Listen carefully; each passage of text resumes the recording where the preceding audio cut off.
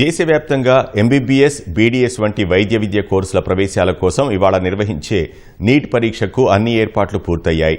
మధ్యాహ్నం నుంచి సాయంత్రం వరకు జరిగే పరీక్ష కోసం ఎన్టీఏ 500 నగరాల్లో దాదాపు 5,453,000కు పైగా కేంద్రాలు ఏర్పాటు చేసింది. విదేశాల్లో 14 కేంద్రాల్లో పరీక్ష రాసేందుకు విద్యార్థులకు అవకాశం కల్పిస్తోంది. పెన్ను పేపర్ విధానంలో జరగనున్న పరీక్షకు సుమారు 22,70,000 మంది విద్యార్థులు దరఖాస్తు చేసుకున్నారు. 2025-26 విద్యా సంవత్సరానికి సంబంధించి వైద్య విద్యా కోర్సుల్లో ప్రవేశాల కోసం ఇవాళ నీట్ యూజీ పరీక్ష జరగనుంది. గత అనుభవాలను దృష్టిలో ఉంచుకుని పేపర్ లీకేజీకి ఆస్కారం లేకుండా అన్ని చర్యలు తీసుకుంటున్నట్లు నేషనల్ టెస్టింగ్ ఏజెన్సీ ప్రకటించింది. 30వ తేదీన అడ్మిట్ కార్డులను విడుదల చేసిన ఎన్టీఏ ఆఫ్లైన్లో పెన్ పేపర్ విధానంలో పరీక్ష నిర్వహించనుంది.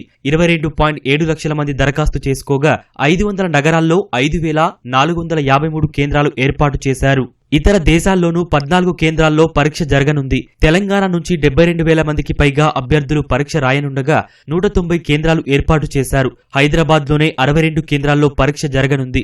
మధ్యాహ్నం 2 గంటల నుంచి సాయంత్రం 5 గంటల వరకు జరగనున్న పరీక్షకు ఉదయం 11 గంటల నుంచి మధ్యాహ్నం 1:30 వరకు అనుమతించనున్నారు.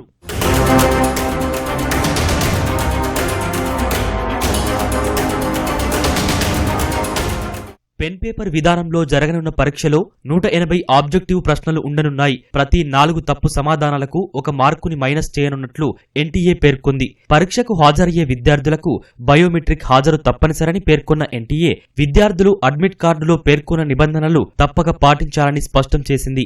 ఎలాంటి ఎలక్ట్రానిక్ పరికరాలు, స్మార్ట్ వాచ్లు, హై హీల్స్ చెప్పులు, చెవి పోగులు, గొలుసుల వంటి వాటికి పరీక్షా కేంద్రాల్లోనికి అనుమతి లేదని తెలిపింది. తెలుగు సహా మొత్తం 13 భాషల్లో నీట్ పరీక్ష నిర్వహిస్తుండగా ఎలాంటి అవాంఛనీయ ఘటనలు జరగకుండా పూర్తి ఏర్పాట్లు చేసినట్లు పేర్కొంది. నిమిషం ఆలస్యమైన విద్యార్థులను కేంద్రంలోకి అనుమతించబోమని ఎన్టీఏ స్పష్టం చేసింది.